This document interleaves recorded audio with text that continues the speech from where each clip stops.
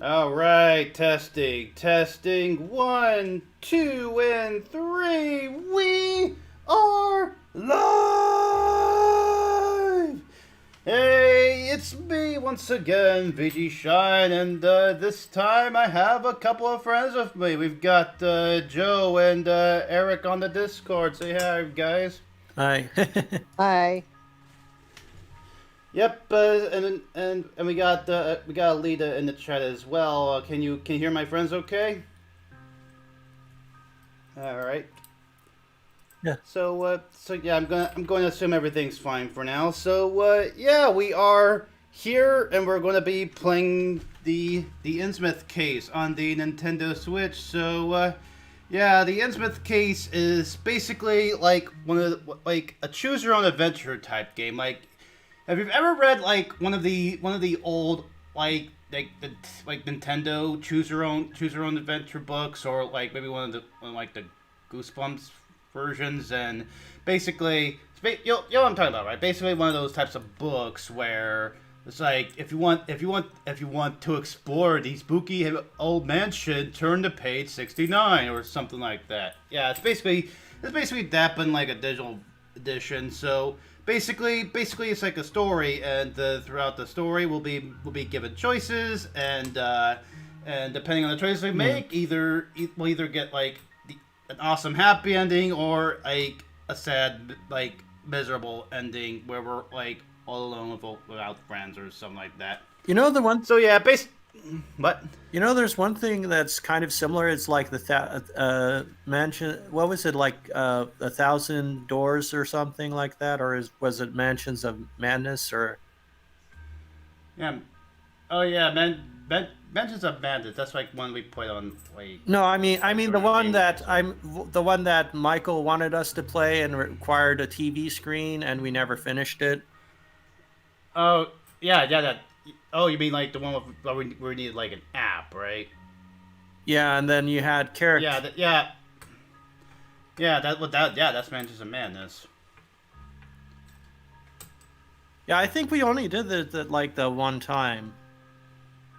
Yeah, like we did like the shortest scenario, which was still like about 3 hours long, and some scenarios can like last up to 6 hours. Yeah. Yep.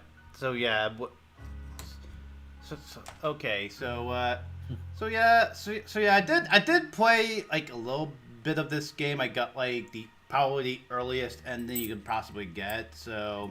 Which is which is probably to die really easily. Actually, it's too well. I'm not gonna spoil it. We're just gonna get started. But, all right, we got the symbol of Cthulhu. We are fans of the strange world of Innsmouth, but we recognize the problematic beliefs of H.P. Lovecraft. This game has been produced by a group of people who believe in inclusion and equality. Well, that's good to know. I thought that means Harry Potter Lovecraft. No, H.P. Lovecraft. You know, the guy who made like Cthulhu and all those fun guys. Your progress in the story. What? I mean, the only thing I know about Lovecraft is probably from like referenced in like Harry Potter or something. Those are two completely different. Well, I'm guessing it's kind of references like a Lovegood, which is kind of like a play on Lovecraft. Absolutely not the case at all. Your progress in the story will be saved at the end of each chapter. There are 35 chapters in total. At the end of a chapter, the screen fades to black and a green save icon appears at the bottom of the screen. We recommend you always end the game after such a save point to make sure none of your progress is lost. Thanks for the pro tip. Boston, 21st of September. The last rays of sunshine filter through the blinds of your empty office. The pathetic stench of whiskey, cold cigarette smoke, and canned ravioli fills the air. The screeching tires and constant beeping of car horns out there on the street tell you that it's gone 8 p.m. People are on their way home, finishing their day. You should join them. Sounds like something from the 1920s. Well, possibly. Yep, so now we have a choice. We can either stay at our desk, or we can go home. So yeah, I'm thinking we can each, like, take turns making decisions, so... Eric, why don't you make the first decision? Should we stay at our desk or go home? So, what was it like? It started out with what exactly? We're in our office. It's 8 p.m. and everyone's going home. Well, probably should head back, I think. Yeah, good idea. You breathe a deep sigh. It may not have been a successful day, but at least it's over.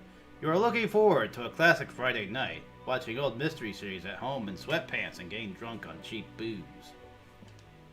Since the early afternoon, you have been staring at the foreboding bottle of liquor on the other end of the room. Up until now, a vague sense of professionalism has kept you from drinking yourself into oblivion. Now nothing stands in the way.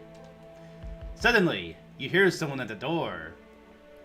So, Joe, should we say who is it, or do we not make a sound? I say we ask who is it. Okay. The door slowly cracks open with a timid creak. The unknown guest pauses. Then, in a breathy and melodic tone, you hear a woman utter, "Hello?" Your insides cramp. You suddenly realize that you haven't cleaned your office at all this year. You quickly tried to clean up or invite her in. We have Alita here. Why don't you make a decision for us? Should we try to clean up, or should we just invite her into our messy room?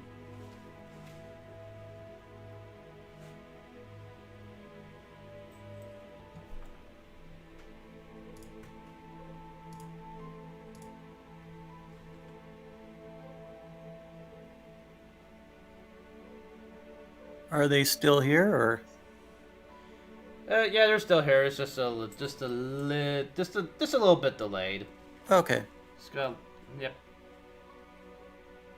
I mean, if we don't get a response for a while, we can just. It looks like Yep. she's. Yep. Alita. Yep. Alita says invite, so we're gonna invite her in. Yeah, she might be. By the light of the desk lamp, you now see more than a silhouette. A breathtaking woman lights up your office. No doubt older than 40, maybe even 50, hard to say. Clad in black, a skin-tight dress culminating in a décolleté that... It's a French word. Say that. Well, yeah, I have no hope of pronouncing it. That seems to defy the laws of gravity. You can always look it up on Google. Yeah, I'm not gonna do it. I'm just gonna wing it and hope I don't offend anybody. A smoky eyeshadow as dark as algae washed ashore. Blonde, coiffed, wavy hair under a dark beret. The faint light of the setting sun catches in the strands of her hair, and you wonder how many heads this woman must have turned during her prime. She's completely different from your usual customers. Nervous bankers with sweat stains under their armpits, convinced their wives have something going with the mailman. Every move she makes is calculated grace. Smooth as an eel, she walks towards you and sits down on the corner of your desk. Determined, she walks towards you and sits down on the corner of your desk. Which is a little bold, or which makes you blush.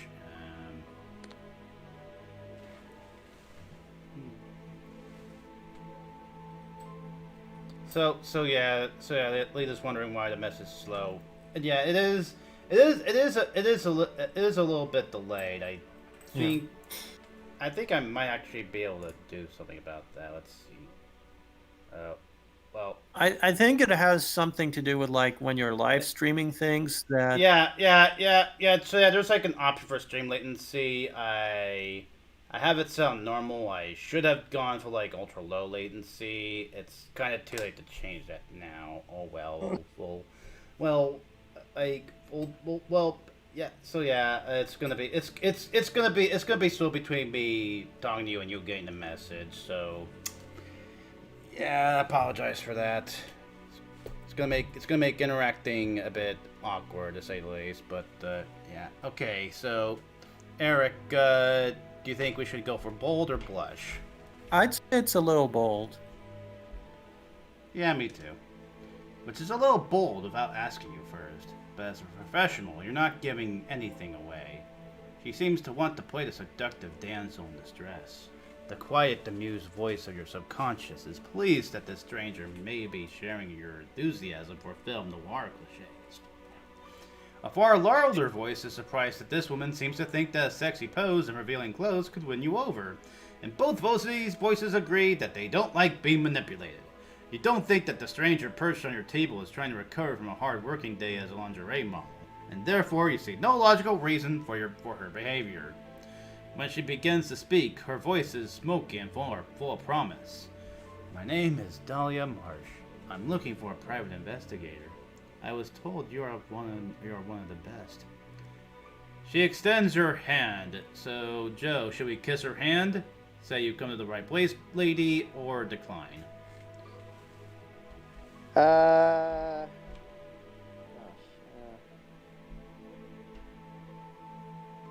Kiss her hand. Okay. You kiss her hand and waggle your eyebrows in the same manner you've seen so often in those classic movies.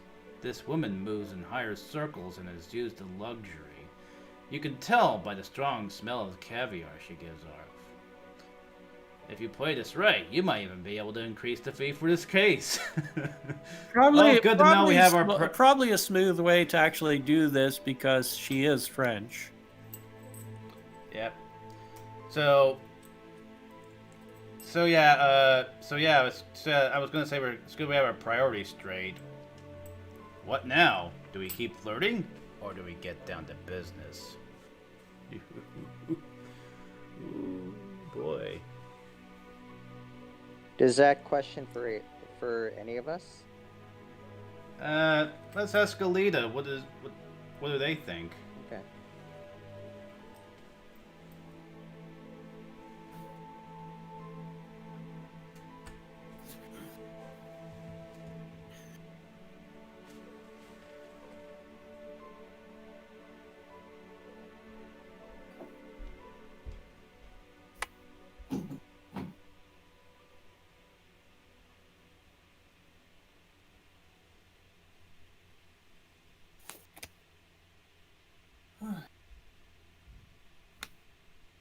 Oh, they don't want us to get down to business.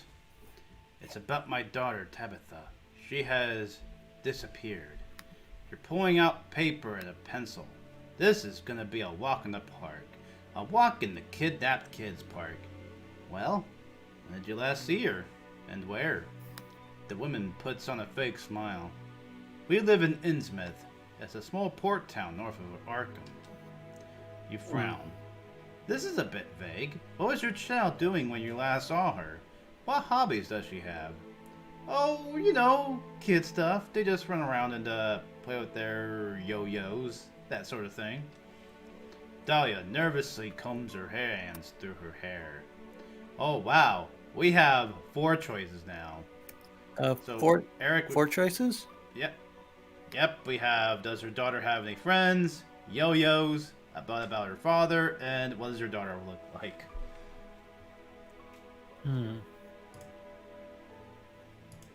I'd say probably does your daughter have any friends? Okay. Yep, Alita says the woman is kind of sus. Yeah, I agree. I think your thing paused. It says stream paused. Yeah, you seem to have paused it for a sec. Yep, there it is again.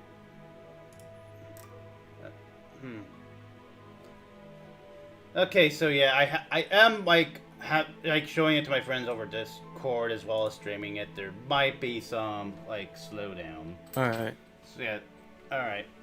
I mean, but you can see the next round of text, right? Does your daughter have any friends she might be staying with? Classmates? Sports club members? Anything like that? Dahlia silently shakes her head. Very strange. You're about to ask if the girl at least had imaginary friends, but you hold back. Dahlia nervously combs her hands through her hair. Oh, okay, so now we have 4 choices again. We can ask about the yo-yos, about her father, and what she looks like. Joe, what do you think? Let me see. Yeah, we'll let Joe decide this one, but Yep.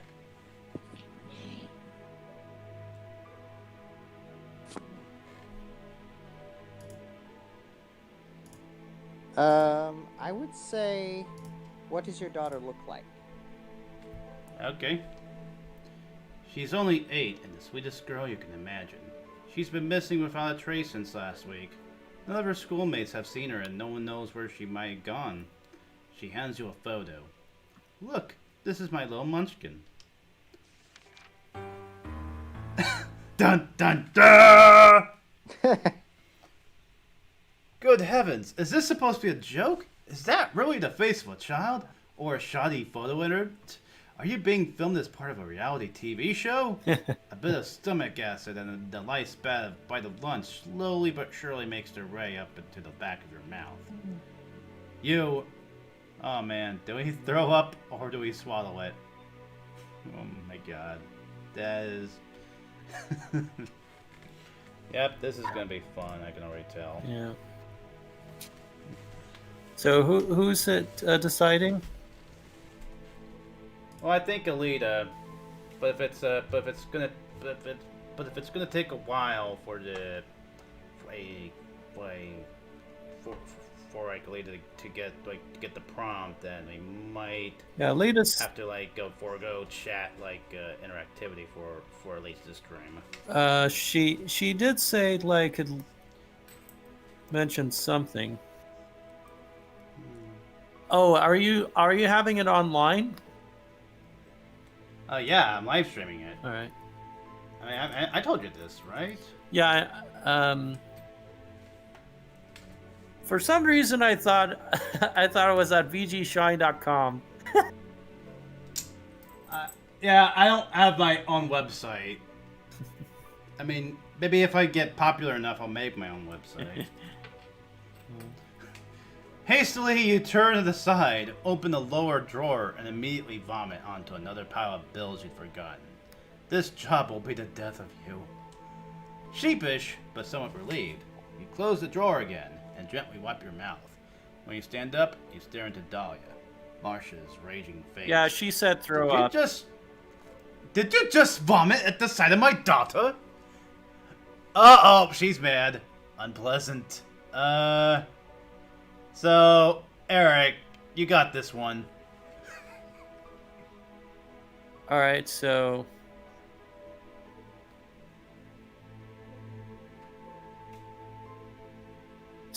I have a choice between two. Yep.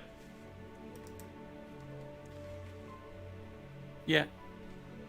Your thing is kind of lagging between the two. Yeah.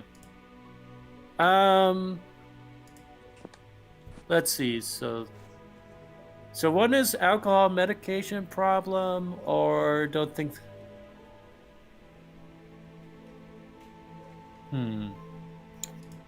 Let's see.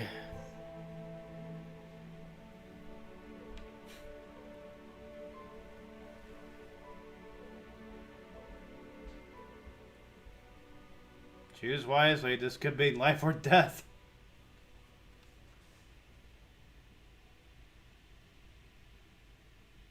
Okay. I think there might be something strange about your daughter. Okay. Taking your life into your hands, you ask the mother, don't you think there's something a bit strange about your daughter? It's called puberty, Dahlia snarls. You should try it sometime. Also, this has nothing to do with the case. She looks at you contemptuously. Okay, Joe, do we persist or do we cave in? Persist. Okay. Lead the evaluation to a professional. Your child's facial skin is more scaly than that of those poor souls you sometimes see on the afternoon talk shows. Besides, she doesn't seem to have a nose. It's a rare genetic defect. And we're just gonna end that line of questioning there. Alright, we got Yo-Yo's about her father, and I have no further questions. So yeah, I think we're gonna like ask the rest of the questions. So maybe we'll ask about the Yo-Yo's. Hold on. Yo-Yo's? Ring ring, can you hear that? It's the 90s calling, and they want their outdated toys back. Oh, okay, so this takes place during modern day. Okay. Dahlia blushes. Normally you would find this quite attractive, but the case of a missing girl beckons, and you're utterly unconvinced by the way this woman pretends to be a mother. Hey, it could have been. She It remains- could have been the 1890s. Well, good point. Alright, alright, Lita, should we confront her, or should we let the matter rest?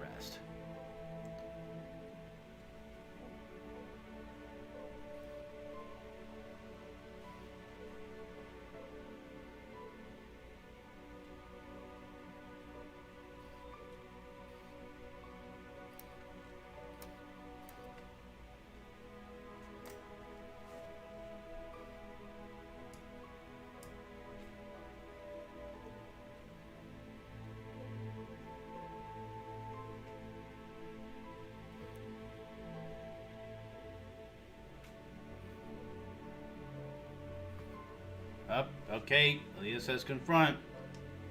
Something's fishy here. You have a nose for this sort of thing. That's why you became a private investigator. Or to be more precise, that's why you took an online detective course that, for a one-off fee, provided the necessary qualification. It's time to take your visitor to task. You look at her closely. So, Eric, do we ask why did you really come to me? Or has your daughter really disappeared? I'd ask, why did you come to me? You get out of your chair. Innsmouth is several miles away from here. Why do you want to hire me? I wouldn't even hire myself. Dahlia crosses her arms. What do you care? Do you want to be paid or not? Okay, Joe, do we charge extra expensive, or do we say right now I just want the truth? I say we just ask for the truth. Okay. Right now I just want the truth. You're sticking to your principles. That's exactly what your instructor warned you about. Still, it feels good. Dahlia takes a step back and releases her tightly crossed arms. I already tried loads of other investigators. Anyone who seemed trustworthy, really. But no luck. That's why I'm coming to you. Alright. Ouch. Alright. So, here's the $1 million question. Do we ask more questions about the case, accept the case, or reject the case? I think it's Alita's turn.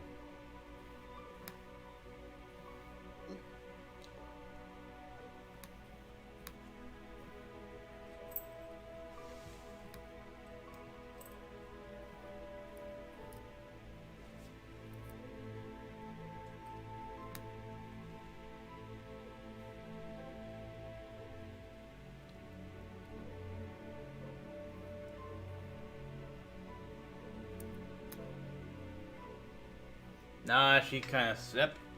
Yep, Alita's saying we should reject. I'm sorry, lady, but it's not for me. Even though your bank account balance is critical, you can't bring yourself to take this case. You know that accepting it would be a mistake, without knowing exactly why. Dahlia seems so annoyed by now that she accepts your rejection without grumbling. She struts wordlessly out of your office and your life. Nearly time to go home. Finally, you're stretched out on your couch, a black and white mystery series flickers on the TV, your blood alcohol level has reached that pleasant point beyond, no longer able to drive, but still well before everything that went in has to come out again. Next episode? The TV asks rhetorically. Sure, go ahead. Next episode. To serve men. You sigh. If only the supernatural would knock at your door. You sure as hell wouldn't miss that opportunity. And we win! Let's call it a day. We reject the mission. Adventure, thanks, but no thanks. So yeah, we got one of the endings to this game. Well, that was the quickest. Yep. Yep. So.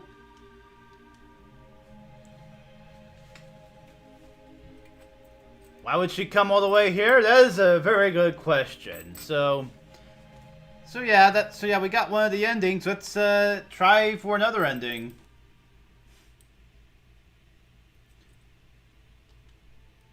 Like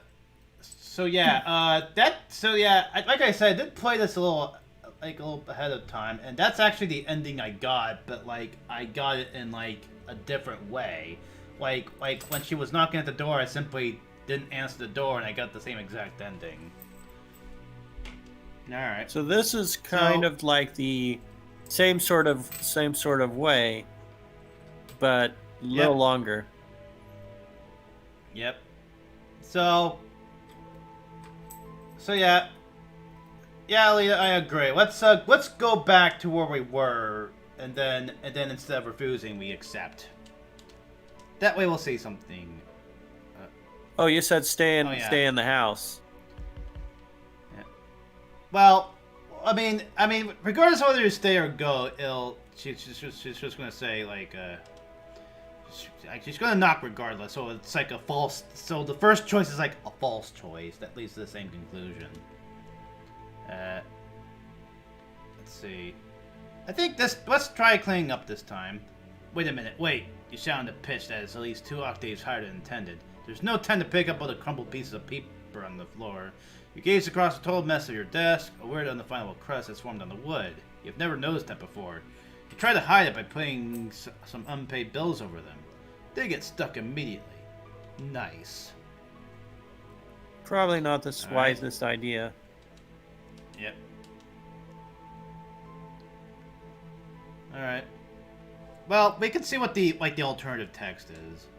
Which makes you blush. Never before has a visitor parked their diary so skillfully on the corner of the desk. You hope that the cigarette butt the stranger has sat on won't leave any difficult stains. The dress looks expensive. As she starts talking, her voice is spooky and full of promise. Oh, and yeah. Okay, kiss her hand. Get down to business.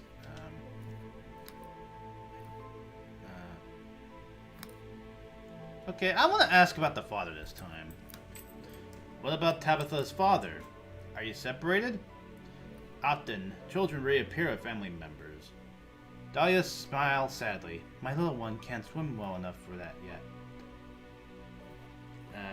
Okay. Your pen remains on the same spot in the notepad. What is that supposed to mean? Dahlia's about to continue.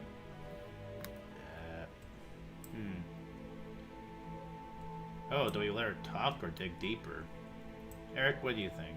To dig deeper or let her talk? I think we should let her talk. Okay.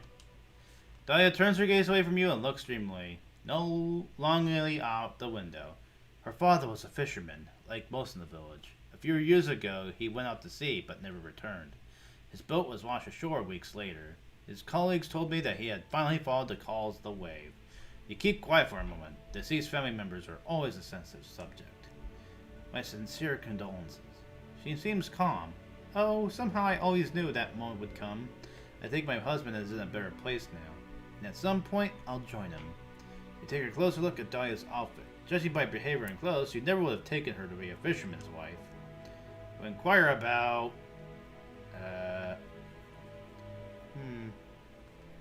Should we inquire about the case or the financial situation, Joe?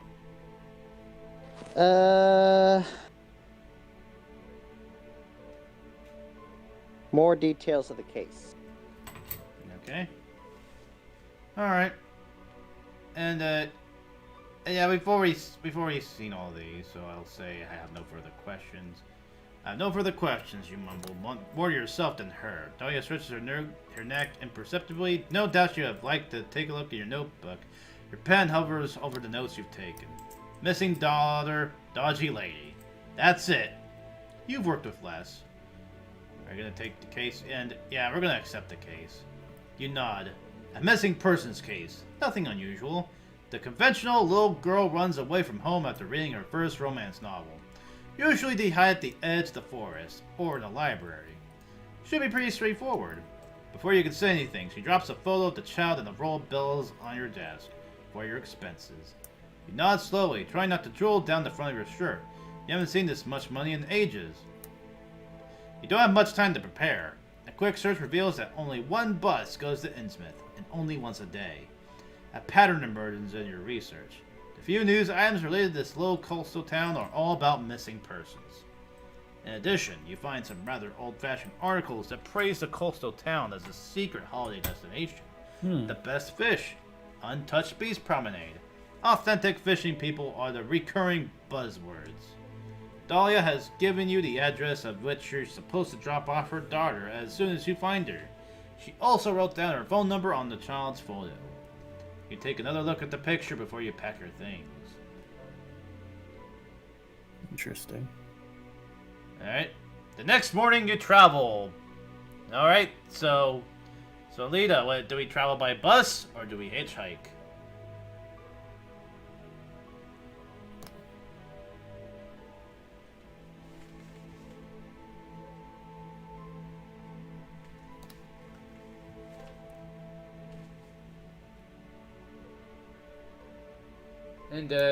And yeah, the stream is a little behind. I apologize. It's my fault for setting the stream latency to normal. Yeah, I think next time we do this, we'll do like ultra low latency, and it should make it easier to like interact. All right, Lita says bus.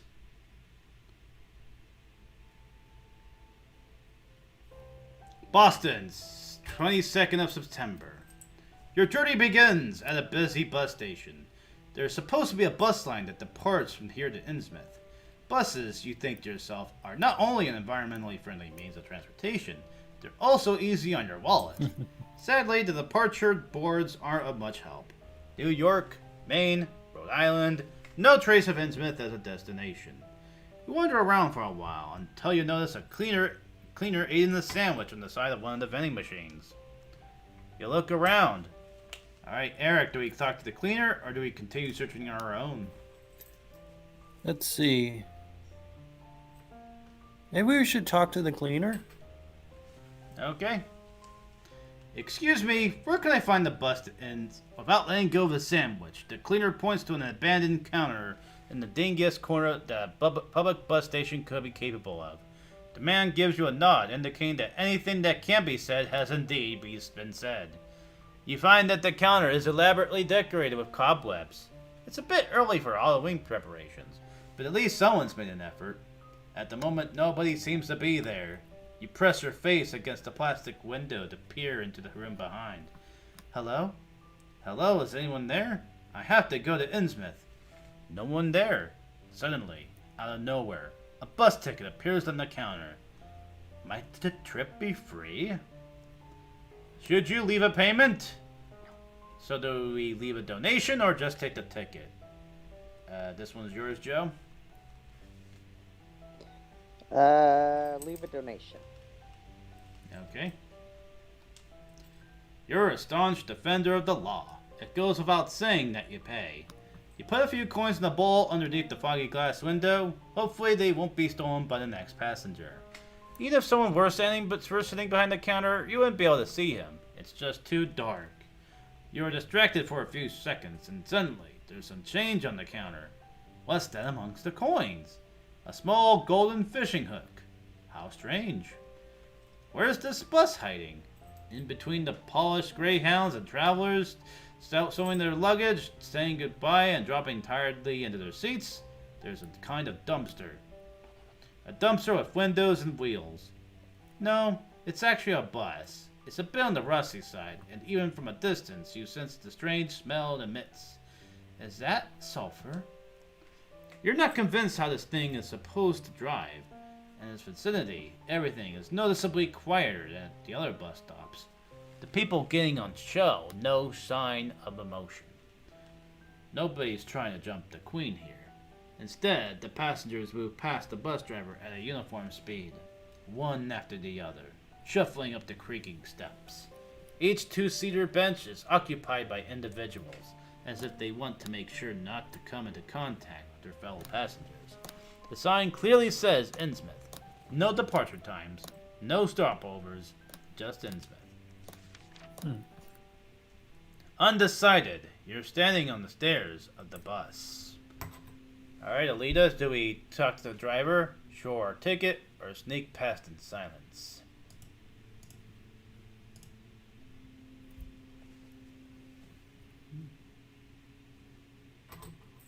So what do you guys think of this so far? Well, it's a pretty interesting game.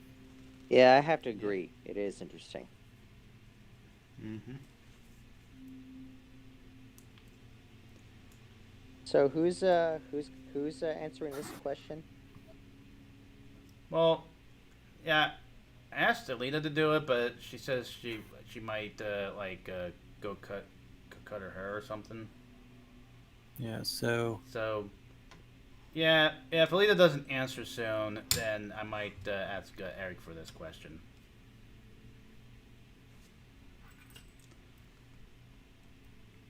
I think sometimes it's like it depends on who you get, is like whether they're busy and stuff. So I mean, she's kind of nice. Yeah. I actually don't know their gender, so I don't know. Yeah. Well, I'm just thinking. I don't know either, but I'm just thinking in general based off names and things. All right.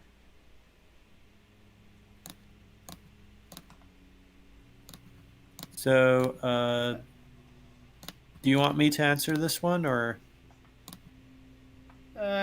Yeah, sure, go ahead. All right, let's see. So, undecided, you're standing on the stairs of the bus.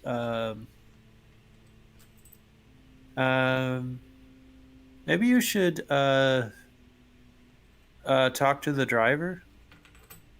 Okay. Maybe he'll have some. You stop. You stop. The passengers behind you wait patiently. It's impossible to make eye contact with the driver. He stares rigidly at his steering wheel.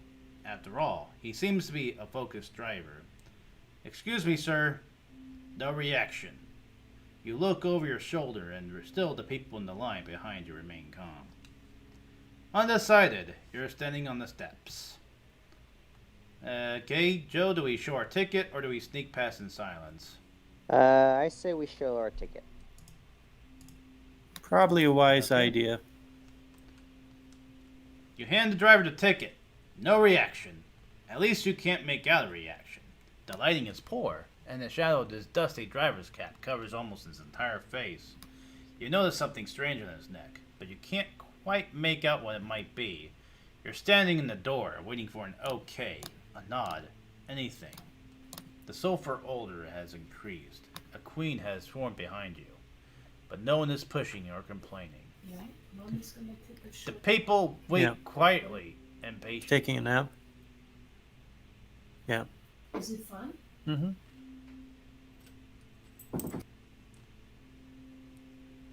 Is it my turn to decide, or? Yeah, do we get out of here? Do we say something, or do we just keep walking? So where are we exactly? We're still on the bus. Yeah, we're still on the bus. I don't see any reason to get off. Alright.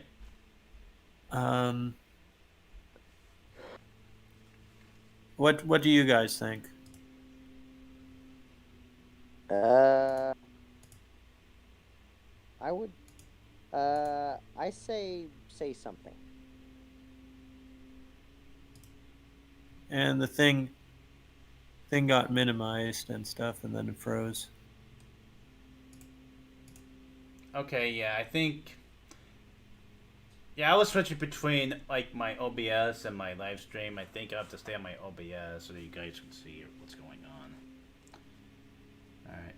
So you think we should say something or keep walking? Joe suggests say something.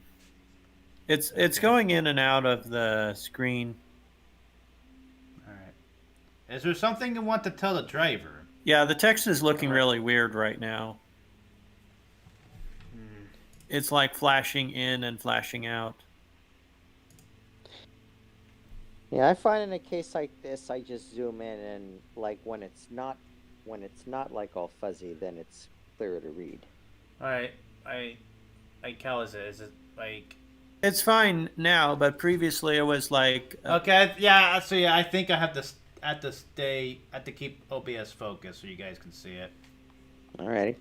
Yeah, we are it's an experimental thing, yeah. setup. Yep. There's something you want to tell. Innsmouth? Okay. Innsmouth, you ask carefully. The driver nods his head towards the aisle. The international language for "just keep walking, moron." You shuffle sideways through the center aisle. You don't remember the bus looking this long from the outside. You are surrounded by shabby two-seater benches, and some are already occupied. One traveler per row. The last bench is free. Looks like the upholstery is torn in some places, though. Or has it been slit open? You can see springs with sharp wire edges and some sticky liquid seem to have leaked onto the floor. Why didn't you just sit down in one of the free rows? Here in the back, almost everything is occupied. Most of the passengers seem to have purposely sat down in the aisle seats, blocking off the window seats. Maybe this is an opportunity to get a little closer to the common Innsmouth visitor. You gaze across the row of seats. Alright, so... what do you guys think? Should we... Alright, Eric, should we sit down with someone, or do we go to the rear bench? Probably sit down with someone. Maybe it's... Okay. Alright, good idea. As a nonconformist, you joined one of the passengers in a double seat. Since only one man was so considerate as to sit at the window, your options are limited anyway. As far as you can tell, the man is a haggard figure with barely any luggage. The hood of the gray jumper pulled far onto his face. The man looks out onto the street as if something very important is happening there that requires his attention. "Is this seat taken?" he asks politely. He turns his head and gives you a brief once-over. Without saying a word, he turns away again. Yeah. It's going to be one of those days, isn't it? Yes. Alright, Joe. Do we sit down or do we go to the rear bench? I say we go to the rear bench. Probably a smart idea. You've always been the cool outsider. At least that's what you like to tell yourself. So you take the back row, but you have all for yourself. The ride won't take that long, will it? You wish you had paid a little more attention to the map. The smell of sulfur rises in your nose again. You try to sit down carefully without tearing your clothes on the wire springs of the seat cushion. Suddenly, a jolt. You can't balance, and you are pressed into your seat by the most mysterious of all invisible forces. Gravity! The bus starts without any warning. Because of the abrupt start, a bunch of yellowed paper has rolled across the dirty floor right in front of your feet. You pick it up. Look at that! A newspaper! Innsmouth Illustrated. From April last year. How useful! So, Eric, do we read the newspaper, or do we spread the newspaper on the seat and sit down on it? Probably read the newspaper, maybe see what it has. Okay. Might have According a clue. According to a faded sticker, the subscriber of the newspaper was a certain C.G. Jung. The Innsmouth Illustrated actually offers a lot of entertaining articles. All of these features and listicles give the impression that at the end of this trip, you'll find yourself in an adorable, up-and-coming tourist metropolis. A real insider tip. Well, well. Do we read some more, or do we put the newspaper away, Joe? Read some more. Okay. You decided to read every damn article in this paper. Preparation is everything, as you know. And apart from that, you're bored to death. You find out that Innsmouth has a boardwalk and that even the beach bar was opened last year. Finally, you discover the crossword puzzle, which turns out to be quite difficult. Quite a lot of fish-related terms. See you later. What?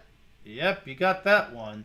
But you get stuck on making pastries, but with H or toll road. That's too difficult for you at the moment, and you throw the newspaper in the corner. Finally, your eyes close. The rest of the ride, you sleep peacefully. The bus leaves the country road and turns off at a wooden sign that says Innsmouth in red, flaky letters. The journey continues rather bumpily along a narrow dirt road, littered with numerous potholes. In the distance, some houses are already visible. Seagulls circling the roofs of the outermost edge of the city. Sounds almost Slowly, like California. All passengers. Yep. Slowly, all passengers take their bags out from under the seats and get ready. Maybe that's the plot twist. Maybe we are in California. Curious, you look through the front window or the side window.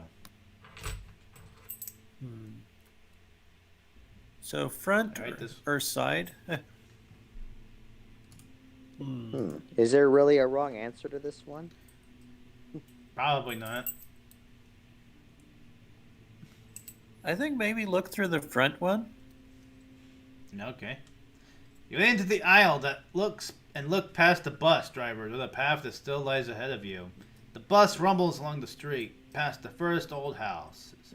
The road you turn into is narrow and bumpy. If we were met by oncoming traffic, or even just a cyclist, what would the bus driver do, you think? Your group seems to be lucky. No other travelers far and wide. You look around, and it all is rather unexpectedly idyllic. The front door of the bus opens with a squeak, and you join the monotonous line of locals stepping out of the bus as if in a daze. Almost walking in step, you all get closer to the exit. As you walk down the steps, you have to protect your eyes from the sunlight. Turns out the windows of the bus were tinted. The other passengers shuffle off. Alright, guess we're in the next chapter. Finally, Innsmouth. You examine your surroundings while you stretch your legs, trying to unwind from the stressful journey. No artist could have adequately captured the serenity and beauty of this place. A clear blue sky lights up the town square, which is paved with bright limestone and surrounded by neo-colonial buildings, reminiscent of 19th century New England. A fresh sea breeze, crying seagulls, and locals going about their business. In the center of the square, water trickles from a fountain. As you stretch your limbs and breathe in the clean air, you're suddenly startled by the water feature right in front of you. The fountain is an enormous fish-like brass creature. An open jaw lined with shark-like fangs spouts brackish water down its massive, inhumanly contorted body. As if that wasn't enough, there appears to be human bodies squirming underneath its massive claws. Their faces are as contorted as yours is right now. How long have you been standing here? Eyes wide open in shock, you feel utterly paralyzed. You start to scan the town square and notice more and more disturbing details. On every corner you spot ornamental statues and reliefs of fish. But these are not your classic harmless kinds of fish. These are pagan symbols and grimaces of supernatural creatures from the darkest crevices of the deep sea. In surrounding houses, you can see faces pressed against the windows. All the locals appear to be watching you. You suddenly start to think that the cries of the seagulls sound particularly human-like. They sound like humans crying out in pain. What happened to the idyllic scene from a few moments ago? Welcome to Innsmouth. So yeah, Eric, do we turn around or do we ignore? You mean like the peoples? All it says is welcome to Innsmouth. I think someone's talking to us. Maybe turn around. Welcome to Innsmouth. How nice of you to visit. A small elderly woman waves at you from afar. She beams at you as if you were her long-lost grandchild. She seems very different to the boors you've met so far in the bus in the town. Her squealing shakes you out of your nightmarish panic. It's so good to have you here. I've noticed you've returned taken by our local fountain. It was built in 1704 by Abdul Necrotis, favorite artist and friend of Charles Dexter Tillinghast, the founder of Innsmouth. The central figure was a prison and was supposed to commemorate their travels together in Cairo. You can clearly see the Egyptian influence in Necrotis' work here and here. She points wildly in every direction. And here, but I'm sure you've already noticed this yourself. You look like someone who knows his way around art, she says with a wide smile. You're still in shock. She beams at you. So, Joe, do we ask who the hell she is, or say, of course I'm an art historian? I say the art historian choice. Okay. I'm an art historian, of course. She enthusiastically starts clapping and squealing. A small, plump person in a garish costume who finishes off all her sentences with a delighted chuckle. Oh, I've noticed that at once. How rude of me. I haven't even introduced myself. My name is Muriel Pooping Place. Seriously? Really? Yep, that's what it says. Pooping Place. I'm the director of the Parks Commission, chief tourism officer, and head of the welcoming committee. Ta-da! Well, this is up to a roaring start. Behind Muriel, there's a ramshackle wooden information stand, lovingly decorated with balloons. A colorful painted sign reads, "Welcome to Innsmouth." Muriel tiptoes over to her information stand and picks up a whole load of flyers and leaflets from the rickety display cases. She looks down at all the papers in her arm. She looks down at all the papers in her arms and briefly shrieks with laughter. That's kind of weird grammar there. My goodness, why don't you take the city map to begin with? Useful. You take the map and put it in your coat pocket. Would you like to find out more about our wonderful town, which has been awarded the East Coast Stunning Town Award for several years in a row? And would you? So, bless you. That's you. Allergies. All right, so Eric, do we say that we're looking for someone, or do we? Sure, why not? Basically, she's asking if we want to look around town, or do we want to basically do our job and find a child or something.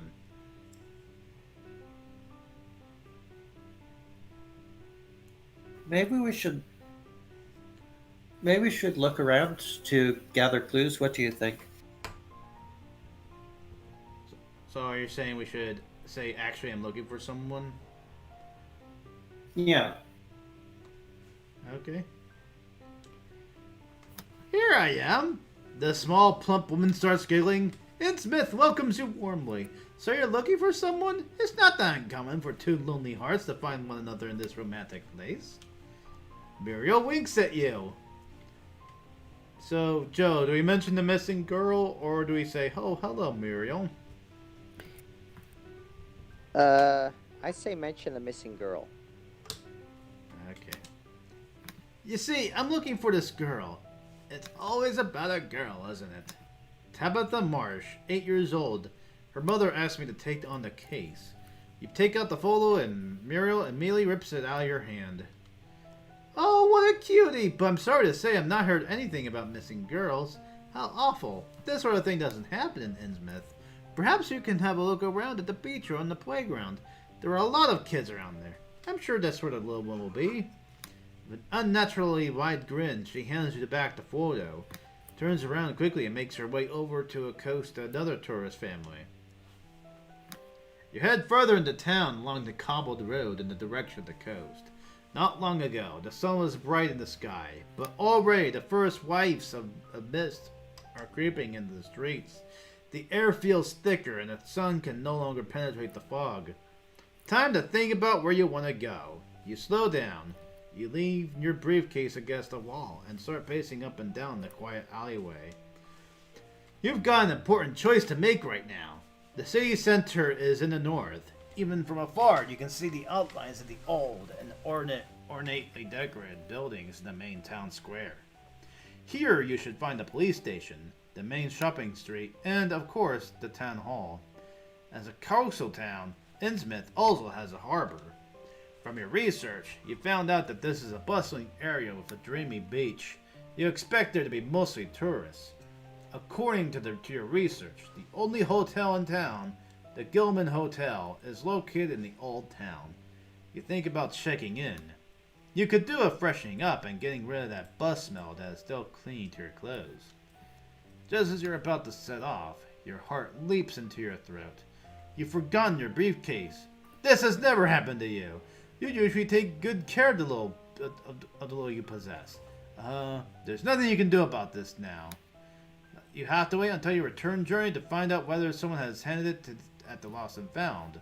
Still, you could swear that the briefcase is already gone when you got off the bus. You decide on the city center, the Gilman Hotel, or the harbor. Eric, what do you think? Harbor, look at city center. Well, let's look at the city center. Okay.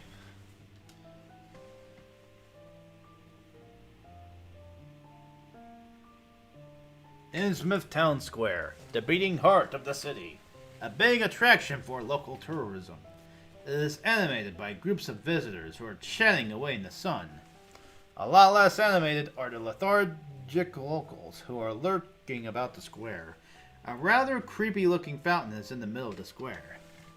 A gigantic fish-like stone statue stretches its claws towards the sky with water flowing out of its menacing jaw. The water sprays into the air, providing a refreshing breeze for the tourists sitting around the edge of the fountain. Looking at it closely now, it all rather looks like a giant rolling fish monster. The square is surrounded by handsome old buildings, although the side streets reveal the true Innsmouth, crumbling facades just far enough away that the average tourist doesn't notice them immediately. You also notice the mean grimaces of gargoyles sternly looking down onto the visitors from the corners of the buildings. You make a mental note to block out the Innsmouth architecture in the future. At first glance, you can see the town hall and the police station behind the fountain. There should be a few more public facilities nearby, but you don't notice anything right away. You decide to... Okay, we have a bunch of choices here. So, Joe, should we go to the fountain, the town hall, the police station, or scope out the surroundings? Go to the fountain. Okay. Pretty relaxed vibes here, so you decide to go over to the tourists. There's lots of space on the edge of the fountain, which people use to sit down. They are stretching their legs, eating their packed lunches, or studying maps of the town. The perfect place to let go and relax. You sit down somewhere quiet or close to the other tourists. Eric? Well, I think probably better to near one of the other tourists. Maybe they have some ideas. Okay. Finally, some normal people! Compared to the gray, sometimes even sinister-looking residents, this isolated tourist group stands out like a beacon of light in the darkness. Some of the Innsmouth residents shamble around in the middle of the square. Some lurk indecisively in the shadow of the narrow alleys again. And again, they cast stealthy glances at the tourists and at you. Trying to take shelter from the ominous glances, you rush over to the lively tourists. You sit yourself down next to a family who has an animated chat and are taking lots of pictures. They're eating their lunch from Tupperware and unwrapped snacks from aluminum foil. At once, you feel a little more secure. The family has spread out over the fountain. The young son in a nerdy t-shirt is wedged worryingly tight between mother and father on the edge of the basin. The daughter is probably going through some critical phase of puberty. She sits, visibly discontent, on the brick floor, as if nobody in the history of mankind has ever suffered as much as she is right now, this very moment. No one seems to notice you. Alright, so... Eric, do we... Joe, do we keep watching the family, or do we talk to the family? I say we talk to the family. Okay. You decide to improve the family's holiday time by gifting them with your presents. The first impression counts, and you need to decide of which retort pizzazz you're going to dazzle them. You ask, are you on holiday here, or lovely picnic you have there? Are you on holiday here? Okay. Evidently blind to the obvious, you ask the innocent question, are you on holiday here? Bullseye. Uh-huh. Yes. The mother says excitedly. A wide grin lights up the father's face with bits of potato salad still smeared around his mouth. The parents keep wolfing down the potato salad while the kids have some very precise plans on how they want to spend the rest of their day. And somewhere back there, the boy enthusiastically gesticulates towards the dark alleyways. That's where the shopping street is, and at the end of it are the telegames. The dad interrupts his meal. I didn't drive 500 miles so that you can play video games again. The mother puts down her plastic plate and starts to wheeze, her eyes wide as if in shock. So many questions. Alright, so should we ask what telegames are, slap the mother on the back, or excuse me, but I'm looking for this girl? Joe? I say we ask, we say we're looking for this girl. Okay. The family gives off the impression as if they've been exploring the place for a while. Excuse me, I'm looking for this girl, you say, in turn to the parents who are still chewing. You show them the Polaroid of Tabitha. Did she get into trouble? Oh no, poor thing, must be this rock music. No, I don't think so. Evidently, these two wouldn't be able to help you. So as not to give them any even more reason to speculate, you put the photo back into your pocket. Shall we? With these words, the parents start packing up their Tupperware and get up from the edge of the fountain. You don't have to look to know that the children are rolling their eyes. Off to the beach! Vamos a la playa! In a chipper mood, the parents wave at you as they maneuver their children into the closest dark alleyway. Okay, enough time wasted. Where are you headed now? The city hall, the police station, or the surroundings? Eric? Maybe we should check out the police station and see if they have our briefcase. Okay. Next chapter, I assume. You enter the precinct and find yourself in a small foyer. A counter separates visitors from the actual office of the police officers on duty. It's standard practice, observed even in a cranky little town like Innsmouth. A chilly, not particularly inviting old building with only a single narrow window on the northernmost wall. The room is bathed in a yellowish light, but rather than a warming glow, it's much more like a warm sick. Yellowed wallpaper is about to come loose from the walls, probably a process that has been ongoing for years, the exciting finale of which you can witness today. Almost every one of the poisonous green tiles on the floor has cracks or other small damage. Wow. A policeman is on reception desk duty. He looks at you through dull eyes. The police station gives off the same lethargic vibe that you've come to expect from Innsmouth by now, but who knows? Maybe they can help anyway. You look around or talk to the guard personnel. Joe?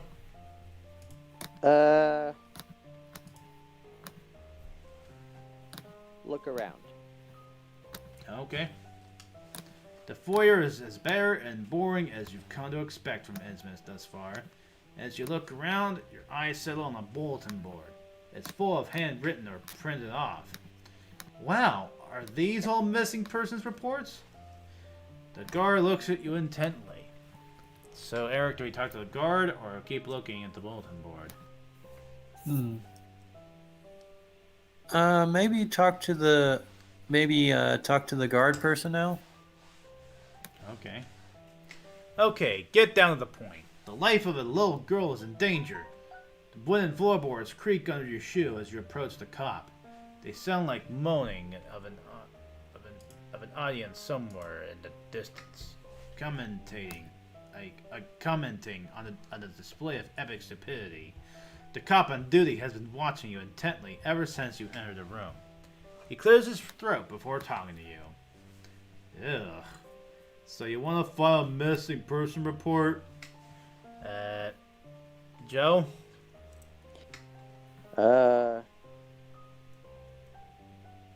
Yeah, I say yes, that's why I'm here. Yes, that's why I'm here, you answer truthfully. You're a little startled. How does he know this? Can he read your mind? Perhaps you think to yourself he should quit his job and make a lot of dough playing blackjack in Vegas. The cop rummages around for a notepad and pen. Eric? Alright, so we decided to, so he's asking? Yeah, so So he knows some... so do we ask him how he knew that, or do we ask for help? how he knew that. The cop looks askant at the board with all the missing people reports, and incredibly slowly, his eyes find yours again. I'm a good judge of character. He stares at you. Do we say goodbye to him, or do we ask for support, Joe? Ask for support.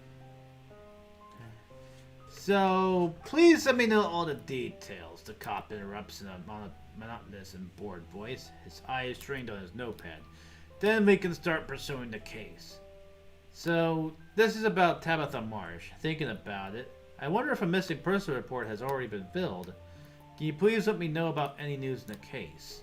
The cop frowns. Tabitha? No, I never heard the name before. What? Are you sure? Eric? So they don't know about it? Nope. What, are you sure? Is that your choice? Probably don't react to this, because it's possible he might not know. Alright. You lift your hands in a soothing gesture. There are definitely better ways of spending your time than trying to fake a fight in the police station. The whole thing is probably already dealt with. I'm sure there's an explanation for everything. The cop gets out of his chair. A voice in the back of your mind tells you that it's a good thing you're separated from him by a glass window. He turns to go into the back office, but by that point you're already on your way out. Something tells you that you're wasting your time here. You say goodbye quickly, and under the stern watch of the cop on duty, you leave the station. As you step outside, you start wondering whether you have seen the guy's eyes blink at all. Oh well, not that important. You leave the police station. When the heavy door snaps shut behind you, you exhale. Without noticing, you have been holding your breath ever since turning your back towards the little wooden desk. There was something off about the cop, and it didn't take an online detective course to figure that out. Alright, so online detective course at least you to believe that this is modern day. Yeah. Right. Alright, so we're to next, the harbor or the alleys. Joe? I say we go to the harbor. Okay.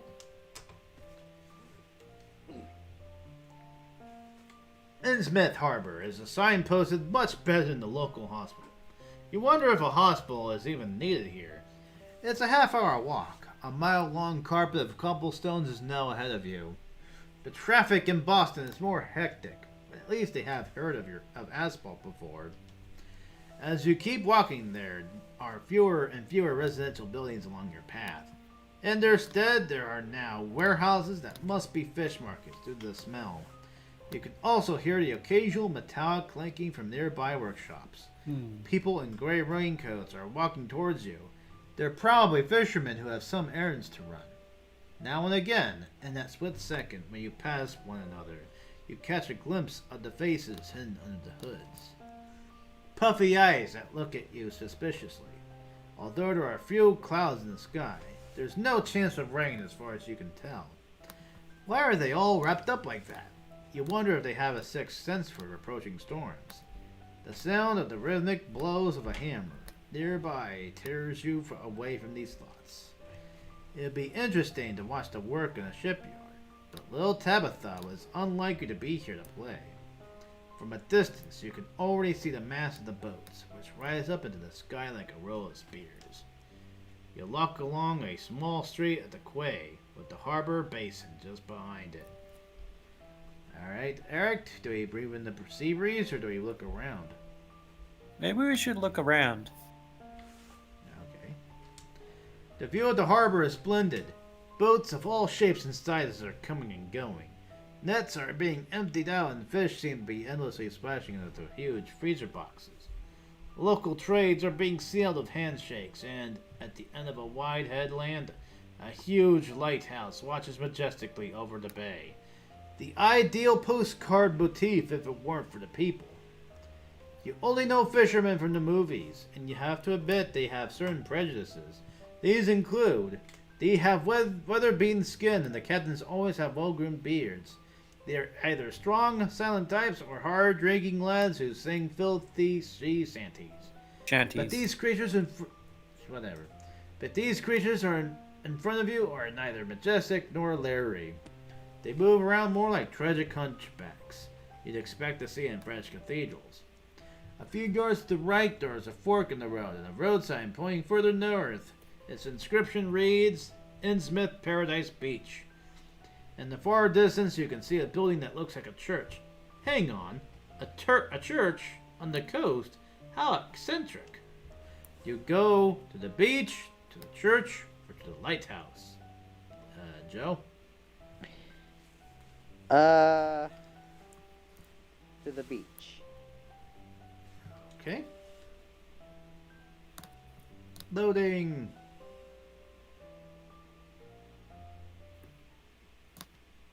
The beach! The screeching of seagulls, an endless white, brown, okay, fine, gray beach, and the sound of the waves. Clean, well, potentially clean water. The algae are way too dense to really tell. You walk on the sand and move a little closer to the waterline, curious about what you might find there. Although the sea is not stormy and the tide is low, Innsmouth Beach is not really a touristy place. Everything is simply too gray. This is what you associate with a real vacation. Sea, cocktails, or television, Eric?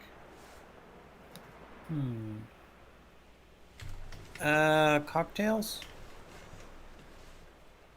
I would... Cocktails! Yeah. The more paper umbrellas, bits of fruit, and straws, the better. You rub your hands. You can hardly wait to blissfully collapse in a hammock with a drink in your hand. You were born for that. Lost in thought, you keep wandering over the dunes. You notice how all the colors of the sea and the beach seem to be swallowed up by the strange light conditions here. You hold your hand up in front of your face. Your skin looks gray and matte, but still, you feel relaxed.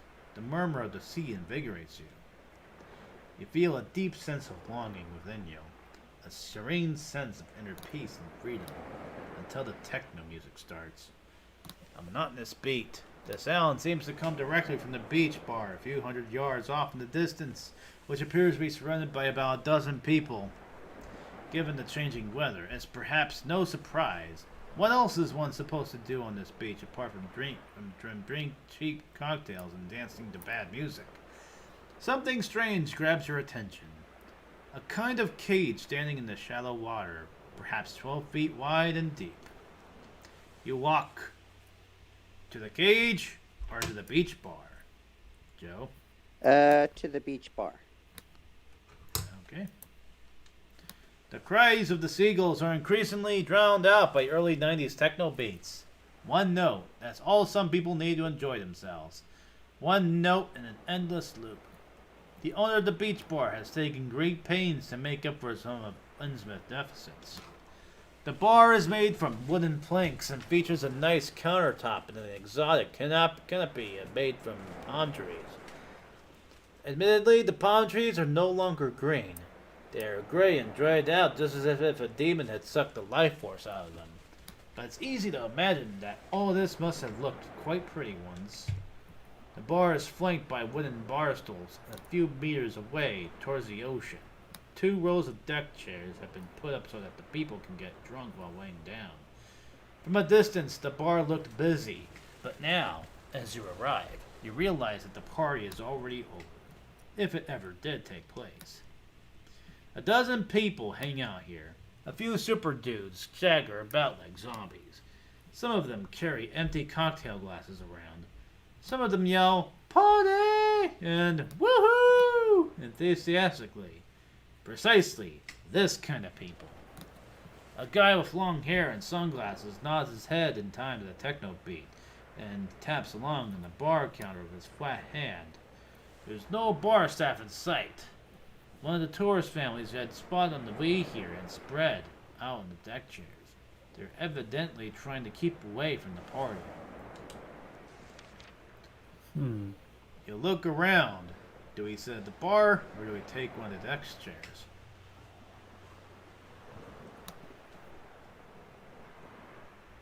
I'd say sit at the bar. Okay. That's what I would do. You follow an instinct and sit down at the bar. This place reminds you of your favorite bar in Boston. Only that here there's sand on the ground instead of vomit. You feel at home. Some hippie is poking at the slushy fruit remaining in his cocktail glass with a straw. He nods over to you as you sit down. That is clearly not his first drink. Whereas the bartender or just relax? Joe? Just relax. Okay. This is the life. It would be even better with a good drink, but hopefully the barman will return soon. Who knows, maybe we'll be happy hour by then. Occasionally, the other guests talk to one another and mumble, "Where is Zeke?" You rest your chin on your hand. Close your eyes and let the sound of waves and the cool sea breeze wash over you. Time passes. Your bottom slowly becomes numb on the uncomfortable bar stool. By now, you are too lazy to move. Finally! Yeah, about time, some of the tourists proclaim. What's going on there? A bored-looking man enters the area behind the bar. You wonder how old he is, but it's really hard to tell. He is wearing a stained green shirt and a squiggly G and it is embroidered on the left breast pocket. This must be Zeke, the bartender. When word the barman's return has spread, holiday makers swarm the beach bar like bees around a honey pot. Sorry it took so long. Part-time job at the hotel, he says, bored and attached a little sign to his shirt that reads, "Happy to serve you today. Ezekiel. You get 1 round of Innsmouth specials on me." He expertly lines up a row of tall highball glasses and begins a cup of pineapple. People start cheering, "Go Zeke! Go Zeke!" 2 young men start chanting. They enthusiastically jump up and down and hug each other. It takes a while until the first rush to the bar is over. You wonder what you could ask Ezekiel. Alright, is this place always this busy? Try the Innsmouth special or leave him in peace. Joe?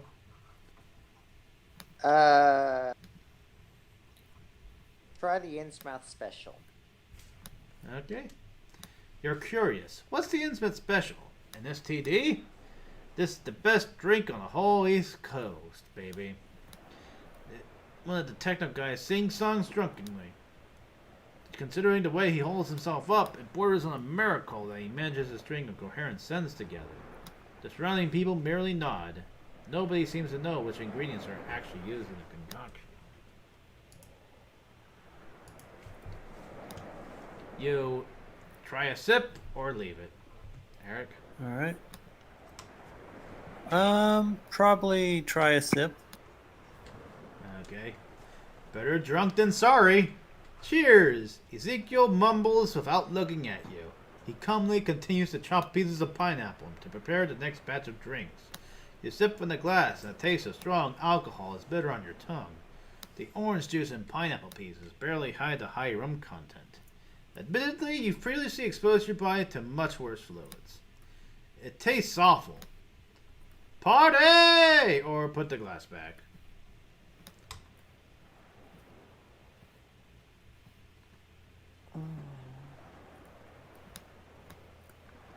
Joe? Put the glass back. Okay.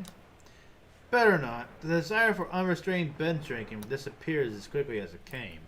You put the glass back down on the counter. Will the taste of rum ever leave your tongue again? You wonder what you could ask Ezekiel. Eric? All right. Is this place always this busy? There's a steady rush in the bar. The tourists continue to enjoy your drinks, and nobody seems to want to leave the beach bar. Not bad for the Northeast Coast in late September. This place always this busy, you inquire? Nope. Bit busier this weekend, but wait until midnight. Then the party really starts, if you know what I mean. He winks at you. You know exactly what he means and wink back at him, or say, no, what's going to happen at midnight? Joe? I say we ask what happens at midnight. No, what's going to happen at midnight? You say, betraying your utter cluelessness. He pointedly rolls his eyes. Fine. You won't be on the VIP list then. They're lost. Well, the real party is happening, Ezekiel explains in a condescending tone. Right down by the sea. If you want to be hip, you should go there. You feel a bit queasy to the stomach. Do you want to be hip? Eric, do we want to be hip? Well, we could say yes. Why not? Yes, oh god, yes! You go to have some random dude call you hip. Count me in! How exciting. Only with great difficulty do you manage to keep your composure and continue the conversation. And, yeah, we gotta leave him in peace. That's literally the only option. But heavy heart, you leave the man to his work. You've already spent too much time during the investigation at the beach bar.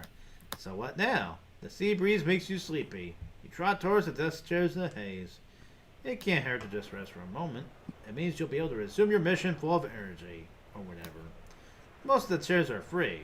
All offer excellent views of the sea and the increasingly cloudy horizon. You're spoiled for choice. Of course you're going... Joe? Let's see. Have you seen this? Somewhere more private. Stay away from it all. You decide on the desk chair that's the furthest away from the beach bar and its visitors. Yet you're not alone. It's the family you've already noticed a few times today. Happily chatting parents who are constantly eating and their two chronologically bad-tempered children. The four are hard to miss with their loud chatter and tasteless tourist outfits. They've settled down at desk chairs sipping on some soft drinks. Not too shabby. The dark clouds drawing together on the horizon worry you a little, but they're far away enough for you to simply enjoy this moment on the beach. Technically, you've been near a beach the whole time, but you couldn't really switch off. There was a haunting sense of danger, a feeling of paranoia that you simply couldn't shake off. Luckily, the paranoia is now gone. A cool sea breeze caresses your face as you tune out the other tourists' annoying conversation. You listen to the murmur of the waves. The rigor to and fro of the sea has a soothing effect on you. Eyes fall shut. It's cold. You're freezing, which is annoying because you had settled down quite comfortably on one of the desk chairs. You could swear you'd notice a shadow while half asleep. There was a figure who tried to grab you and carry you away. Was that all a dream? A chilly wind that blows on your face.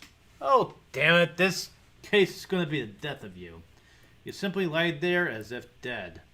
Your attempts to return to a more comfortable position are punished by a stabbing pain in your behind.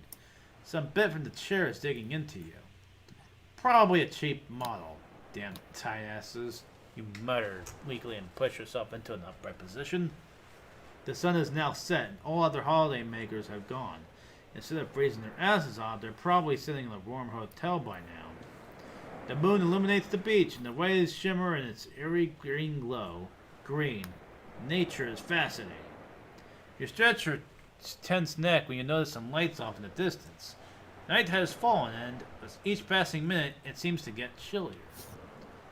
The light appears to be moving and are leading you away from the town. You wonder whether you should take a closer look at the spectacle or go to your warm hotel. Alright, Eric?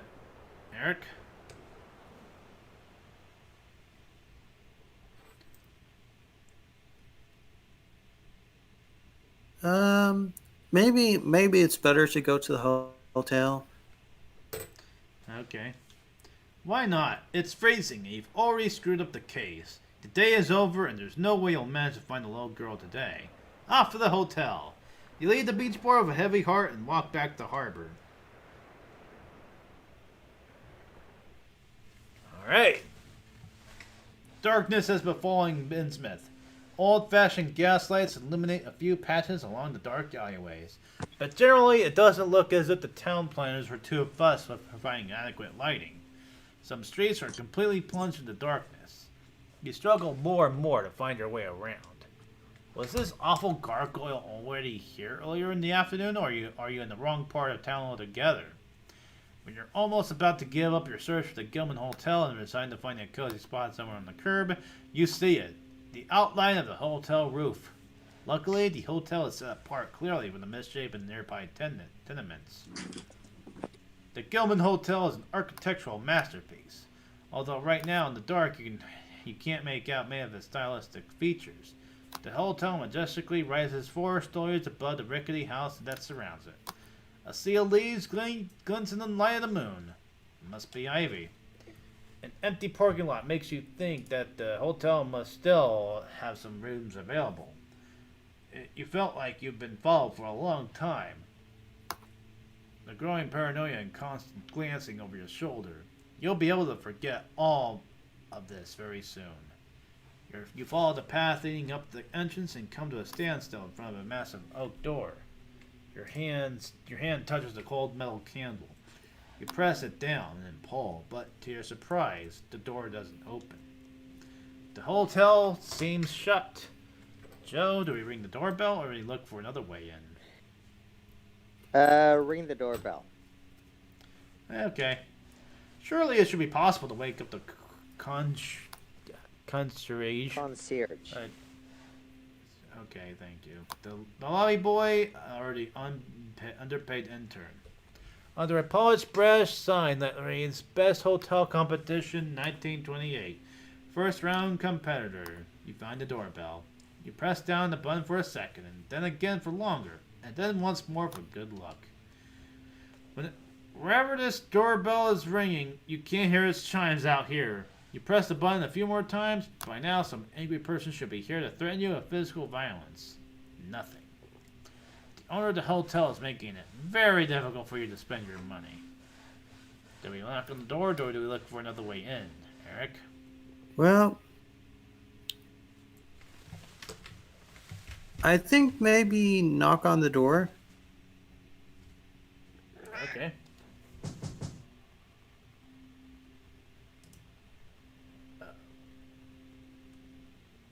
But depending on things, sometimes it's a good idea, other times it's not. I just don't know. Okay. Yeah, sorry, just need to check something because we were dropping frames. Alright, well, we should be good now. They've asked for this, hoping to maybe wake up to one of the hotel guests. You pound your fist against the door. Apart from a bit of dust falling off the door frame, your efforts are in vain. You only produce muffled sounds and you doubt that anyone inside will hear them. It's hard to believe, but the architecture of the hotel seems to be of very high quality.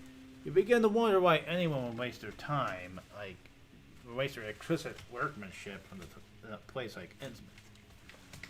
Forlorn, you stand in front of the hotel. Do we keep looking for another way in, or do we give up?